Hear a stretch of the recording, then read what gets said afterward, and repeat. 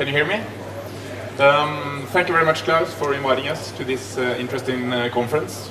I come from a leading Norwegian property company called Entra. We are working mainly with offices for the public sector in Norway, the big cities in Norway. Our company is owned by the Norwegian state, but we operate on commercial principles, which means that our owners, they have a required rate of return on every investment they do. Regarding today's topic, I think that collaboration between all the different parts in the value chain is the key word in succeed is ambitious for 2020.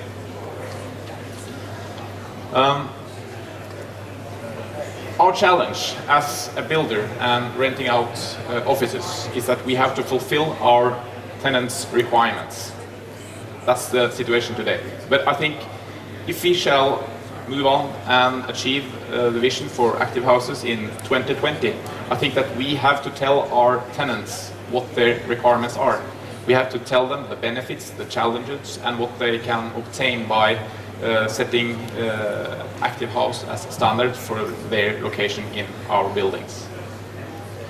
So we set some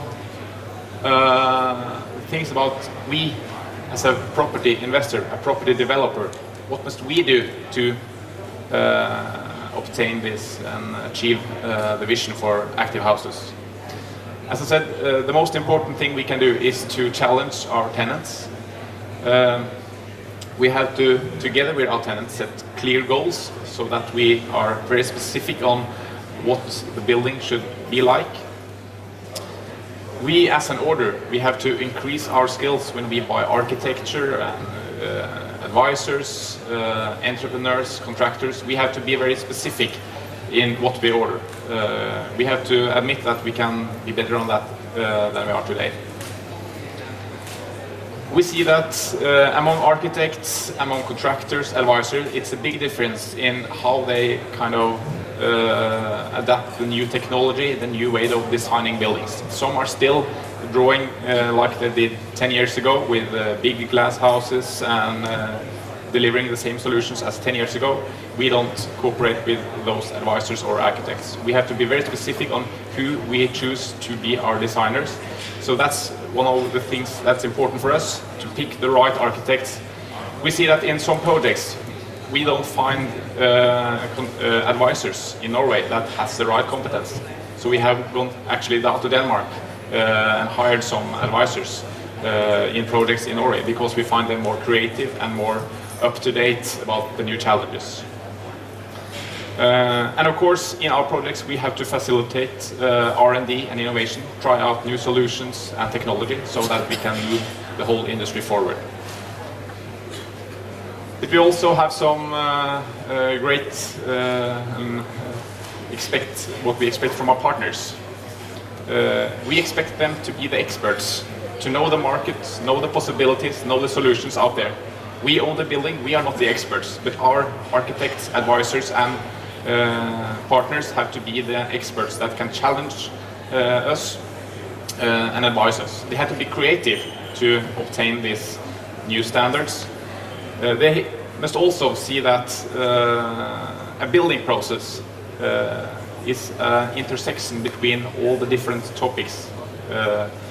Today we see that many advisors are very focused on their topic, if it's the building or the electricity or the heat or what it is. But I think it's very important to understand that each topic is influence each other, to see the whole thing together. And each process is about communication, working together. So it's also very important from us that our advisors has the right skills in communication and work together, not only as an academic expert in its own world, but kind of work together with all the other parts. Just show you two examples that we are proud of. This is a total tear-down retrofit in Oslo. It's a protected building from 1964, which means that we can't do anything with the facade, for instance, and other things. But we are transforming it to a new building, today's standard of indoor climate. Energy Mark Class B, which we are very proud of because it's a protected building, and also all accessibility and kind of all disabled persons are taken care of in this building. So we think that this is a project that illustrates the different problems, but kind of doing the best in each topic, either it's energy or what it is. And a new house, new office building, also in Norway. It's being building now in Drammen.